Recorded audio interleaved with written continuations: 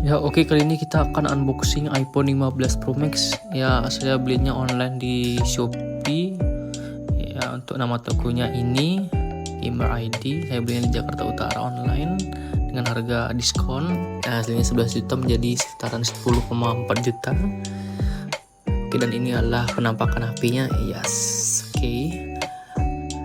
Saya awalnya agak ragu beli HP-nya secara online karena takut ya penipuan mungkin. Oke, ini dia boxnya iPhone. Oke, TAM, garansi TAM. Yaps, dan ini ada manual booknya sepertinya kurang lebih.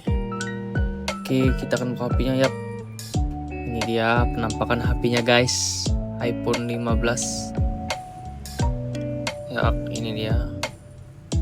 Dan di dalam box itu cuma ada charger aja sih, nggak ada yang lain-lain, kayak kosongan gitu. Dan kita akan buka HP-nya. Yup, ya akhirnya iPhone 15 kebeli juga. Dan kita hidupkan dulu. Ya, oke, tunggu prosesnya. Dan ya, ini dia.